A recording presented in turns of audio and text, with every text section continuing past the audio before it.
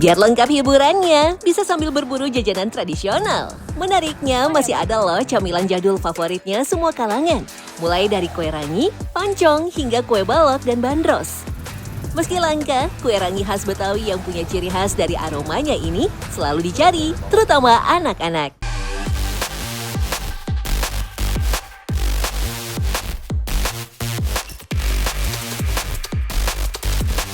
Di daerah Durensawit, Jakarta Timur, kue rangi yang berisi campuran sagu, kelapa parut, dan gula merah bisa saya temukan. Harganya Rp5.000 saja. Bahan-bahan dalam pembuatan kue rangi terbilang sangat sederhana. Bahan utamanya ialah tepung sagu, kemudian dicampur dengan kelapa. Tepung sagu memberikan tekstur lembut dan sedikit padat dibandingkan tepung beras. Sementara kelapa parut memberikan rasa gurih serta tekstur yang lebih crunchy. Kombinasi keduanya menciptakan rasa yang tidak terlalu manis, cocok sekali untuk lidah anak-anak hingga dewasa. Untuk memberikan cita rasa lebih manis, ditambahkan adukan gula aren yang sudah dimasak hingga 40 menit di bagian atasnya. Yang menjadi unik dan menarik perhatian dari jajanan tradisional kue rangi ini ialah penggunaan gerobaknya yang selalu sama sejak dulu. Gerobak kue rangi dibuat khusus dengan bentuk yang menyesuaikan kebutuhan, seperti mudah didorong, terdapat penyimpanan kayu, tempat pemanggangan, dan laci penyimpanan bahan rangi. Gerobak Abah Cemi ini juga dibuat dengan 2 roda besar yang bisa menyeimbangkan beratnya yang hampir 50 kg. Meski sudah berada di masa serba modern ini, jajanan kue rangi khas Betawi ini masih mempertahankan sisi tradisionalnya. Terus di bagian situ ada apa lagi, Bah, gerobaknya? Ini kayu. Nah, kalau ini untuk apa, Bah? Ini sepertinya khusus dan unik sekali. Iya, Boleh dijelasin, Bah, kalau yang ini? yang harus tutup ini kan oke, supaya Letak. iya, Dan ini kalau bisa dibuka di sini ya, Bah? iya bisa di itu kan Coba, Bah. Seperti apa? ini.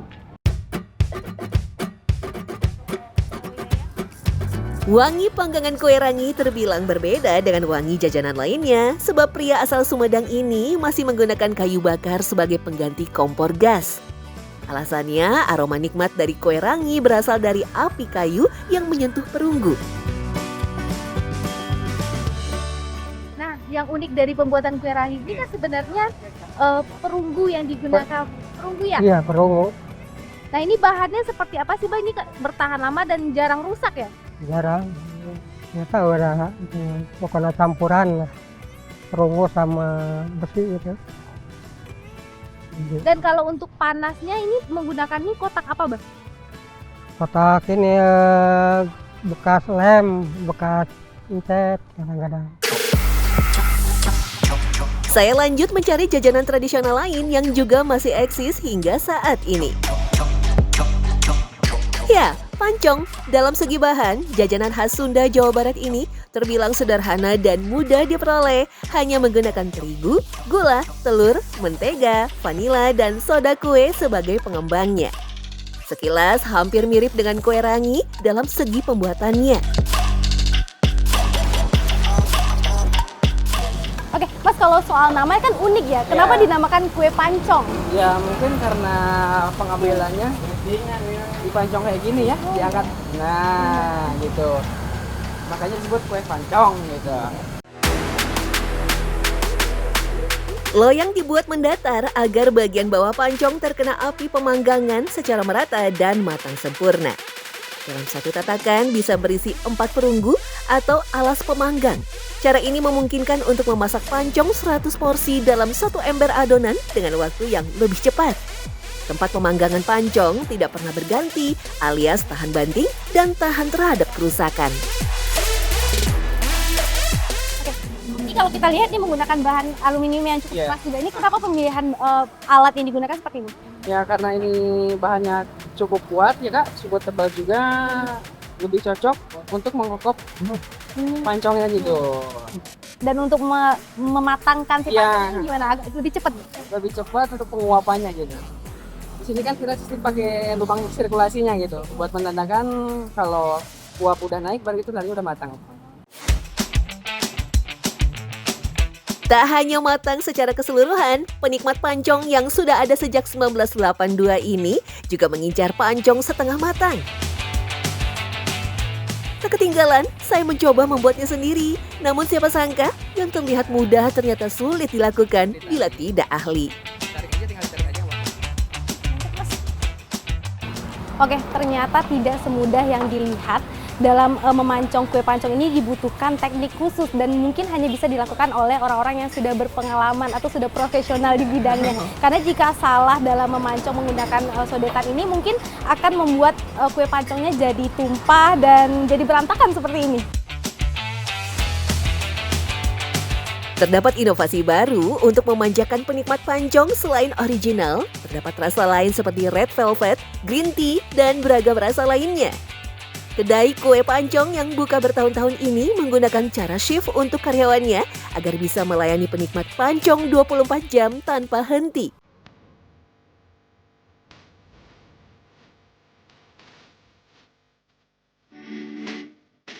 Nah, sekarang giliran saya nih berburu kuliner tradisional yang masih eksis di ibu kota. Kue bertekstur padat dan agak keras ini namanya kue balok. Meski terlihat sederhana, ternyata susah-susah gampang loh untuk membuatnya, bahkan tak sedikit yang gagal. Padahal jika dilihat dari komposisi bahan-bahannya, terbilang biasa. Hanya tepung terigu, telur, gula, coklat, dan vanili. Lalu apa ya yang menjadi rahasia pembuatannya? Katanya nih ada dua hal yang utama, yaitu adonan dan cetakannya. Saat membuat adonan sangat diperlukan ketepatan takarannya. Perbandingan tepung terigu dan telur harus benar-benar pas, karena proses inilah yang akan menentukan mengembang atau tidaknya kue balok.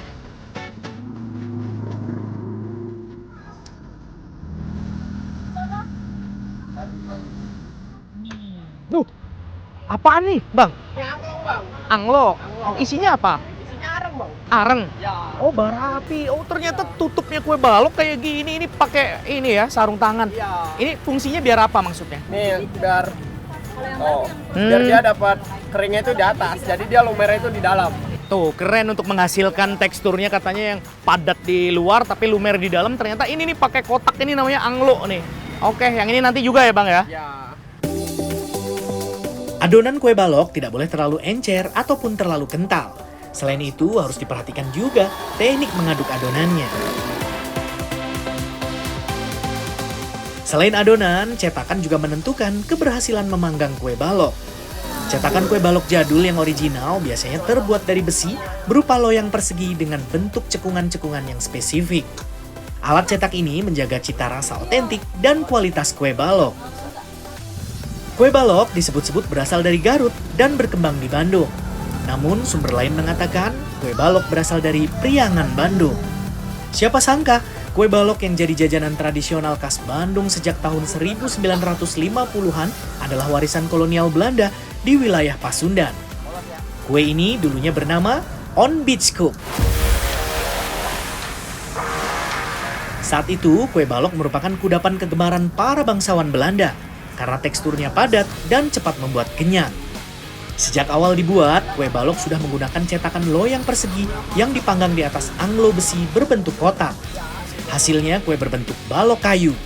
Itulah mengapa masyarakat pribumi menyebutnya kue balok. Oh, kalau menurut Teteh berarti disebut balok karena apa? Kotak-kotak. Ya, kita jadi jualnya kotak-kotak jadi bentuknya kotak. Udah gitu jadi kan orang kadang makan 1-2 itu bikin kenyang. Oh, ganjel. 9, iya betul. 9 kenyang kalau kata orang Ganjel, tuh. jadi udah kayak apa namanya? Kayak istilahnya makan nasi lah. Jadi Betul. pengganjal itu. Kue atau roti yang tadinya empuk bisa berubah keras saat dingin bukan karena teknik membuat adonannya, melainkan pengaruh dari komposisi bahan, yakni pengembang atau ragi instan yang dipakai. Sedangkan kue balok dianggap lebih mengenyangkan dibandingkan jenis kue lain karena dipengaruhi oleh komposisi bahannya yang padat dan kompleks, terutama pada jumlah telur dan tepung yang digunakan lebih banyak. Lalu, apa perbedaan antara kue balok dan kue bandros Bandung? Karena banyak yang menganggap keduanya sama, baik dari rasa, bentuk, maupun cetakannya. Penasaran? Saya menemui penjual kue bandros di kawasan Glodok Pecinan, Jakarta Pusat. Ini kan bandros juga namanya. Ini pancong bandros juga, cuman beda nama doang. Kalau di kampung saya di Jawa Barat ini kebanyakan namanya bandros. Bapak dari mana? Bandros, saya asli orang Jawa Barat, orang Tasikmalaya. Orang Tasik di sana disebutnya Bandros, dari tepung beras sama kelapa. Kelapa parut, kelapa muda diparut. Udah ya? Iya, udah. Gula pakai? Gula dipisah kalau gitu. Oh, nanti Ditabur di atasnya ditabur. Kalau di kampung saya pakai saus. Pakai saus? Iya, saus. Unik ya? Iya, unik. Kalau di sini Pakai gula ditabur. Ternyata kue bandros adalah kue pancong. Perbedaannya hanya nama di daerah masing-masing. Di Jakarta disebut pancong, sedangkan bandros di Jawa Barat. Kue balok tak hanya populer di Bandung, tapi juga di berbagai kota lain di Indonesia. Sejarah kue balok menjadi salah satu bukti akulturasi budaya antara Belanda dan Indonesia.